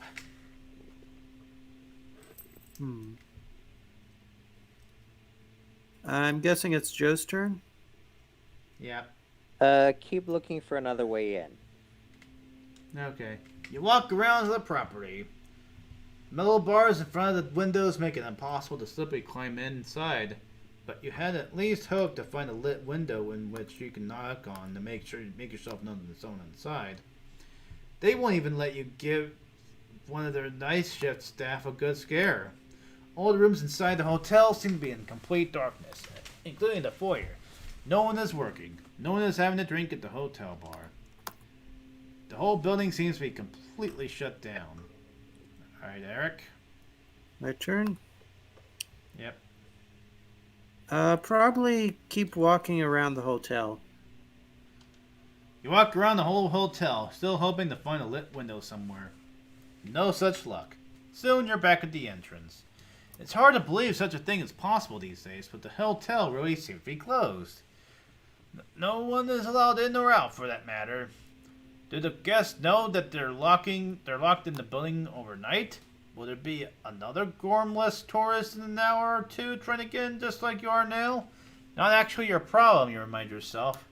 You turn around, leave the hotel behind you, and walk back to the street.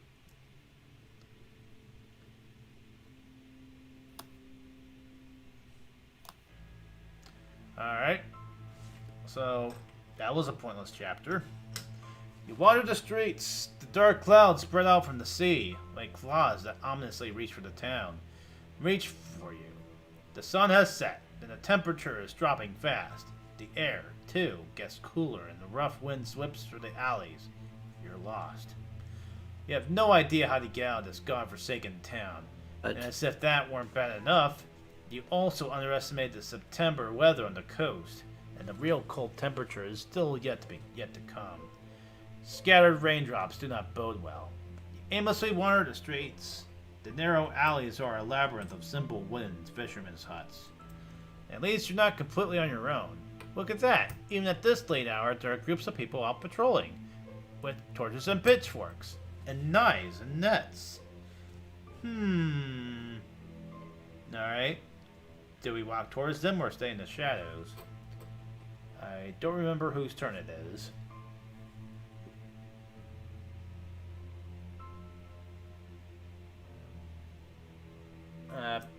Joe, what do you think we should do? Stay in the shadows. Okay. It's not necessarily the knives and nets that make you worried. It's the limp that the villagers have which makes you nervous. The people don't walk. They waddle, stagger, stumble, and shuffle with their upper bodies lifted up by malicious trolls in a fantasy film. You have found refuge behind some old barrels in a narrow side street. You would love to simply huddle up here, but in the middle of the alley you are without protection against the rain. The pitchfork mob still hasn't noticed you. You wonder what to do next. Eric? Alright. So there's a mob moving around? Yep. Right now they don't see us. I wonder if we should keep moving through the town. Is that your choice? Or would it be better to knock on the door and ask for help? You tell me. It's your choice. I think probably to knock on the door and ask for help. Okay. Maybe not all the people here are cranky, cold-hearted ticks. Maybe someone will let you spend the night in their house if you just ask politely. Maybe pigs can fly. The opposite was never proven. Anyway, the idea of spending the night in the warmth and leaving Innsmouth early tomorrow morning fills you with new hope. Your hand glides over your wrinkled trench coat, which really needs to be ironed. You're a freelance, so you have enough experience with looking pitiable. You've got a good feeling about this. Since all wooden huts look similarly run down, you simply knock on the next best door in order to escape the rain. The patter of the ever-increasing rain is the only thing you can hear. No steps, no metallic clicking of keys, and no good Samaritan to let you into their house at this dark hour. No one seems to be in. Alright, do we break down the door or try another door, Joe? Try another door. There's another just over there. Again, you try your luck and knock 3 times quickly. Again, no one lets you in. The difference is that this time you hear the rustling sound of curtains. In the window next to the door, the curtain sways slightly back and forth until it comes to rest. There was someone! Alright, Eric? Alright.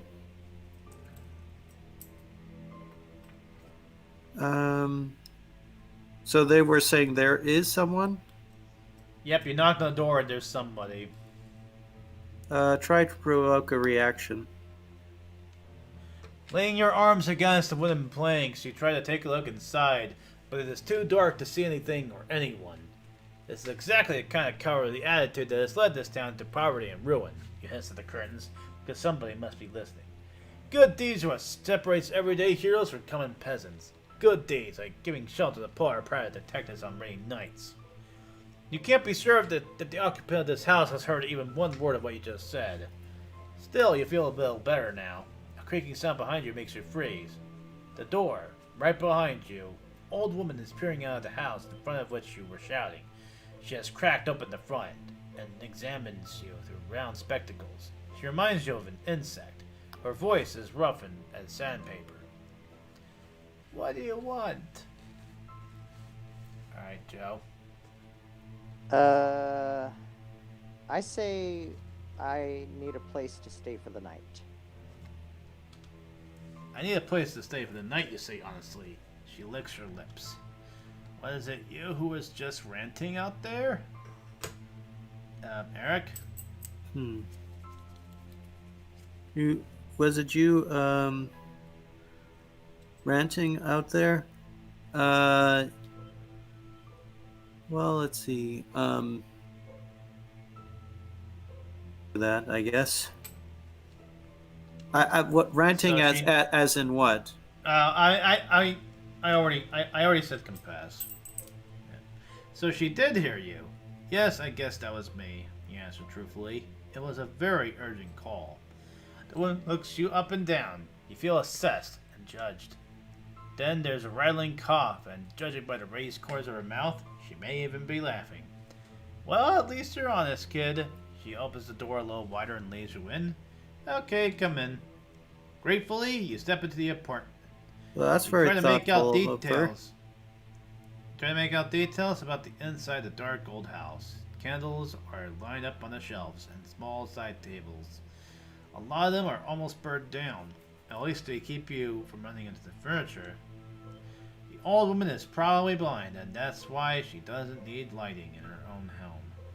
Only with a lot of effort can you make out the contours of narrow doors that line the walls of the room. Whoever is responsible for the design of this hut has obviously tried to squeeze as much as possible into very limited space. I have a guest bed available. You can have it if you help me with the gardening, sweetie.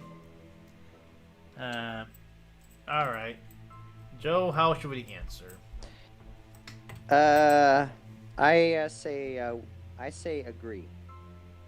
Okay. Sure, I can help in the garden.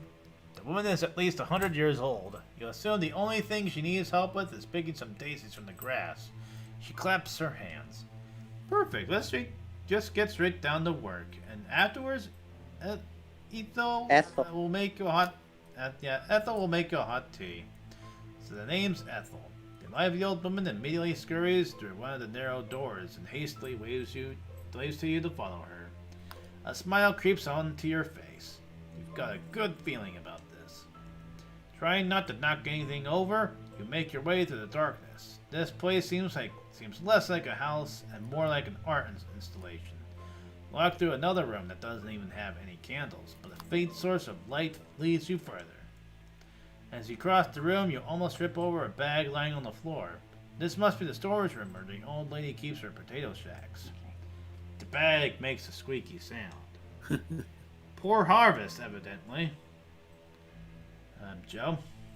Okay.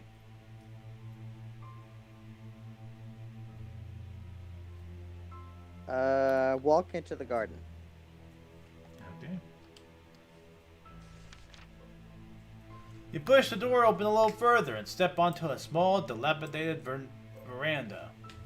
It appears that every single one of the small houses in this residential area has its own back garden, which is shielded from the neighbors by high wooden fences.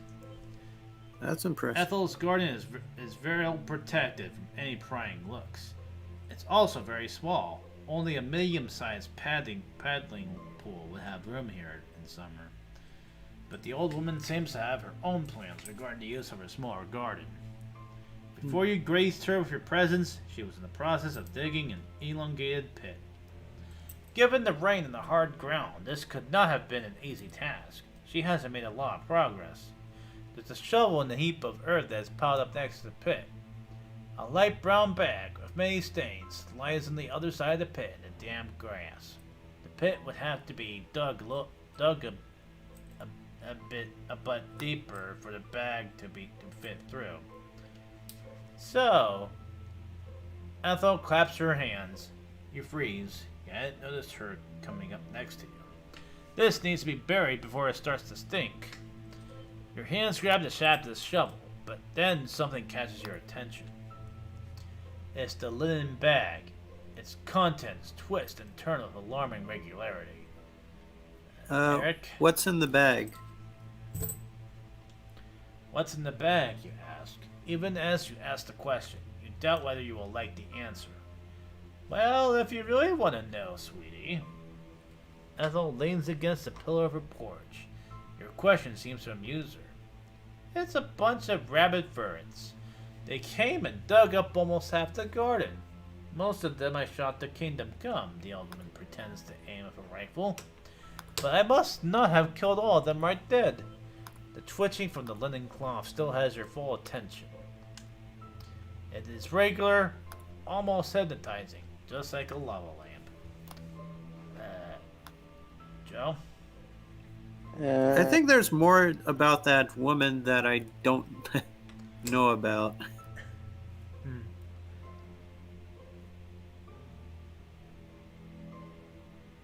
So, Joe, how should we respond? I say talk to Ethel about animal cruelty. Okay.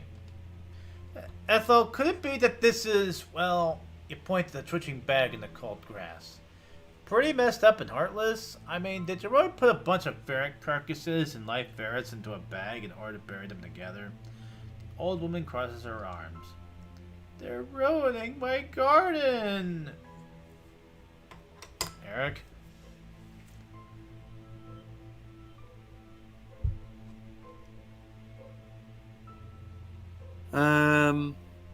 I think I've changed my mind or something.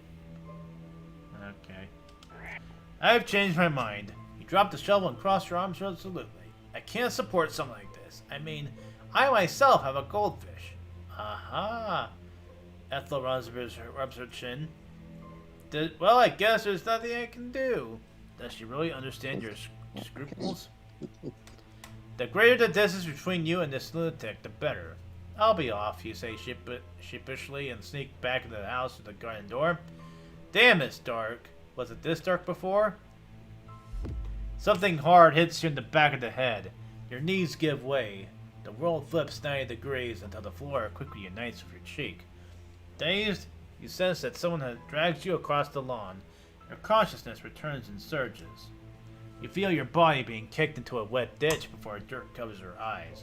Then it lands on your mouth, and then your nose, and then you can't breathe anymore. I think she's burying you alive. Yep. Buried alive. You died in a stupid way. At least you didn't have to dig your own grave. So yeah. Well, that's a... We got a bad... Yep, we got a bad ending. Bummer. Yep. That's the first time I've seen that. Alright.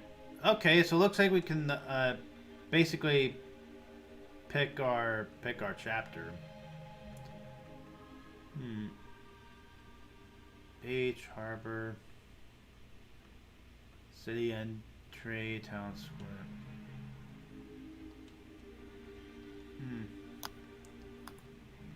I guess load last chapter.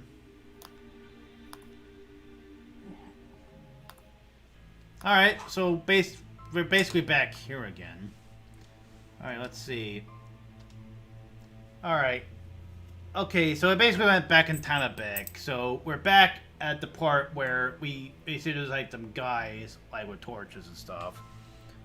So, Yeah. So do we walk towards them or stay in the shadows? Joe? Walk towards them. Alright. As repulsive and dangerous as they might seem with their improvised weapons, you have never been someone who judges a book by its cover, especially not when you're cold and sleepy. Before you reveal yourself to patrol, you think again whether you should prepare yourself in some way. You can't think of anything in particular. Eric?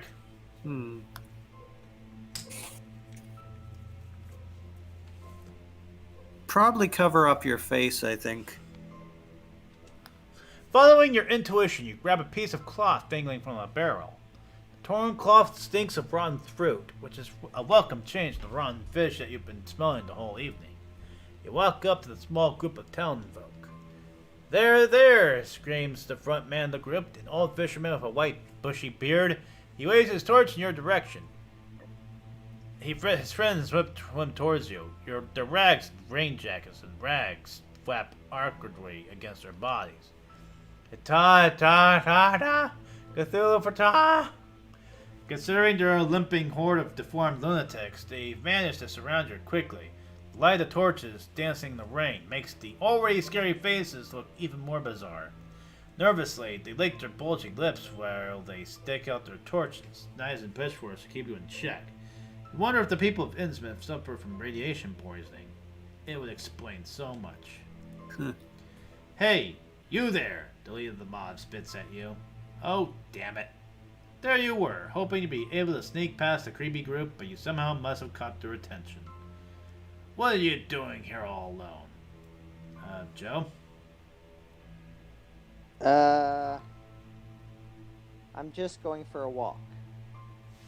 Okay. Oh, I'm just going for a walk, you say, innocently, and kicking a rotting fish in front of you. He narrows his eyes. You're going for a walk on a night like this? Outrageous! A few people shout from behind. A pitchfork is poking your buttocks.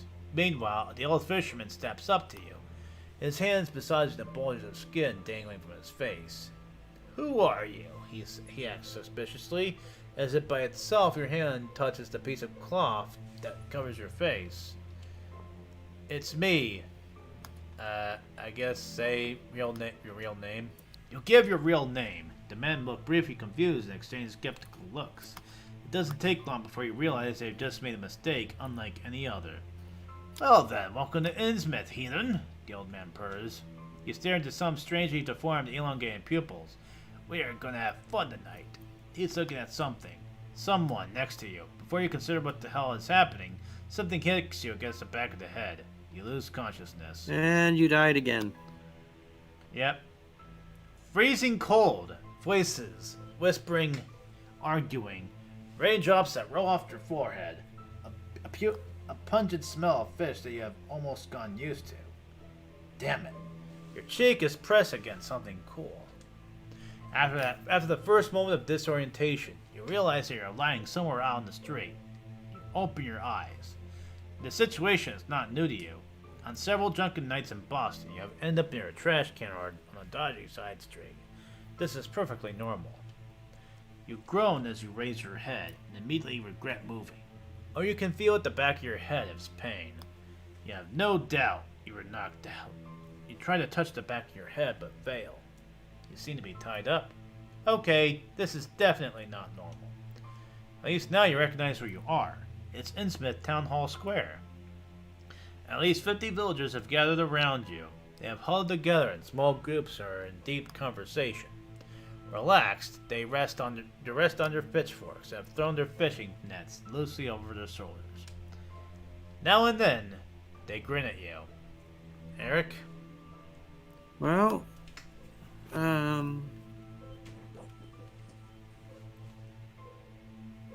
well, you can...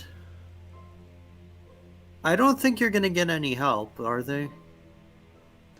Well, yeah, this sounds like a really bad situation. I can start complaining, I guess. If all else fails, you decide to wallow in self-pity. After all, you have no clue how you got yourself in this situation. You wonder if those gangsters have also stolen your wallet and emptied your bank account. Do they have your apartment key? Have they already been to your crappy apartment in Boston? And what about your goldfish, Al? You really should have fed him again before you left. damn it. You're going to lose everything. Everything! But they will never take away your online private detective license. A worn down boot suddenly appears in your field of vision. Awake already, a voice croaks from above. With great effort, you manage to look up to see who dares to interrupt your fit of self-pity. It is the leader of the group, Abraham, who looks down at you triumphantly. From where you are, you can see all the small tumors that are sprouting from his chin. Yuck, you say involuntarily. If you've offended him, he doesn't show. He gives you a dirty grin. I hope you enjoyed your stay in a little town today, landlubber. Joe, how should we answer?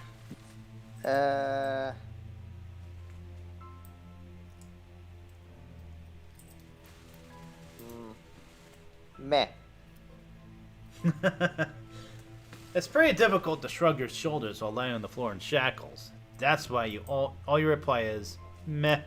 The old man shakes his head scornfully. Goddamn city dwellers and your indifference. Damn, the man whistled as if impressed. You are a tough guy, I'll give you that. I wonder how long that will last when you're on fire. Fire? Before you can ask for a more detailed explanation, you are grabbed by the arms. Some fishermen have silently approached you without you noticing. They jerk you up into the air and carry you over the square. After just a few yards, they slow down. The ground they're walking on seems less solid. You're standing by a stake. Two men in rags and gross bulges on their cheeks undo your handcuffs and then tie your arms around the central pole.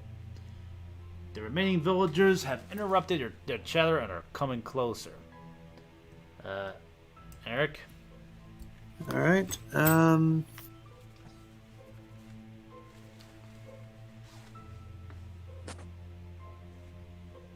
maybe you should try loosening your shackles? That's probably probably the dumbest move. Tug on the ropes, twist and turn your wrists as far as you can. No luck. The handcuffs are not even particularly well attached. You can feel their loose fit. It's just that they're strong enough to hold someone like you. Finally, about time, someone shouts annoyed and drowns out all the other conversations taking place in the town square. Looks like someone finally managed to light a torch. Suddenly, the men march towards you and, in awe, the other villagers make way for them. Not everyone in Innsmouth can light a fire.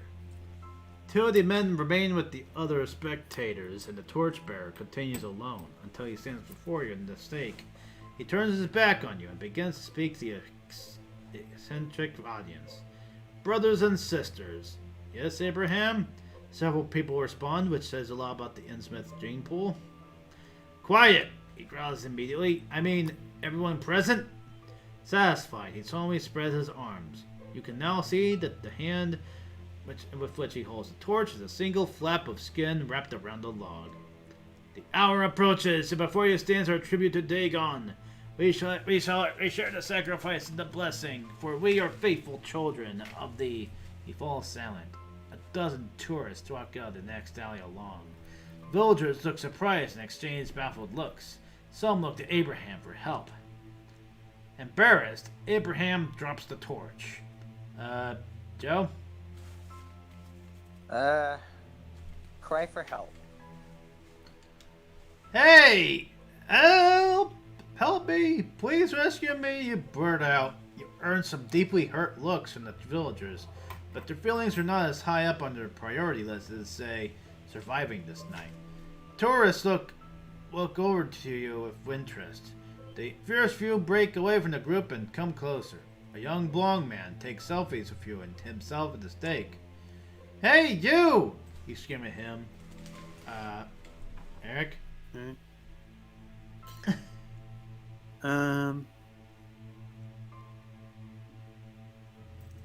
Inform the FBI. Inform the FBI! That's right, the FBI is the right institution to take apart this incestuous, fish-infested town. The man frowns. He looks at you and seems confused. Like a magnet, he is drawn back to the screen of his mobile phone. What? He asks Sauce and Flaw as he types something on the device. This is not going well. A tourist stands in amazement before the stake. Is this one of those medieval games like they do in Salim? They like to do that over in Europe too, with knights and stuff like that. Abraham rolls his eyes. Sure, he replies, but that turns out to be the wrong move.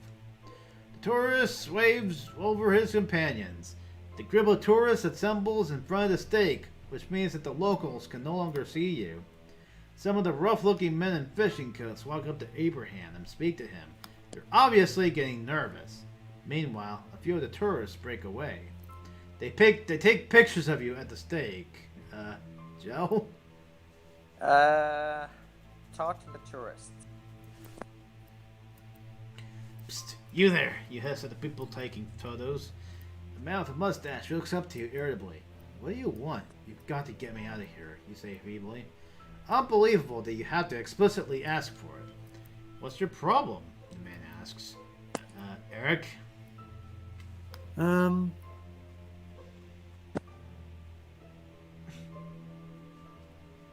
This is taking a weird turn. Well, you can scream at him. Yep.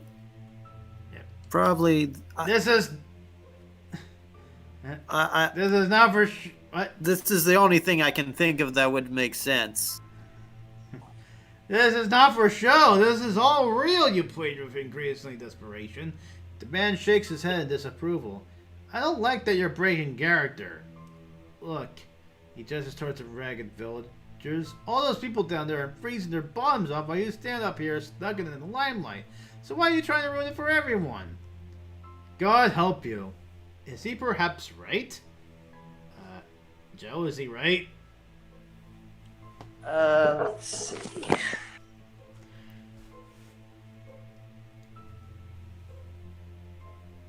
Maybe he has a point. Maybe there's some truth in what he just said. All these people are paying you attention. You repay them with sarcasm and intolerance. You're about to shed a single tear when you remember that these incestuous farmers have tied you to a goddamn stake. Now untie me or there will be blood, you scream as if in a frenzy. All this is getting too much for the locals and their numbers visibly dwindle.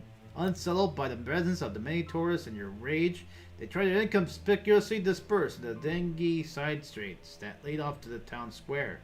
It is Abraham, of all people, who unties you. Murmuring apologies, he too disappears into the small crowd and down the dark alley. Are you happy now? One of the tourists has peeked. Eric? Yes. Yes, you scream ecstatically and spray strands of saliva everywhere.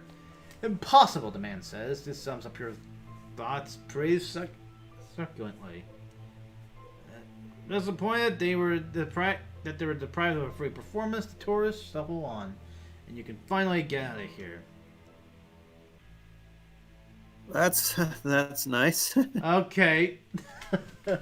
Yeah. So, all right. I think that'll be a good place to end this. Do you think? Well, I mean, we made pretty good progress. I think so too. Yeah. Yep. Probably.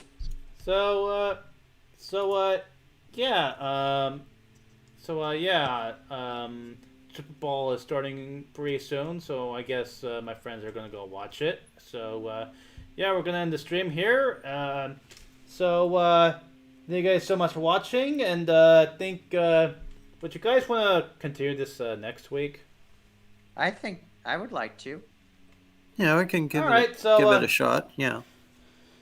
Yep. We'll be doing a part 2 of this next Sunday around 2 o'clock. We started early because of the Super Bowl, and yep. So yeah, stay tuned for that. And my next stream will be on Tuesday. I'll probably be streaming some Mario Maker 2.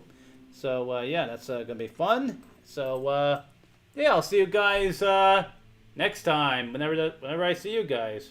All right. All right. See you guys next time. Okay. Bye-bye. Bye. Bye.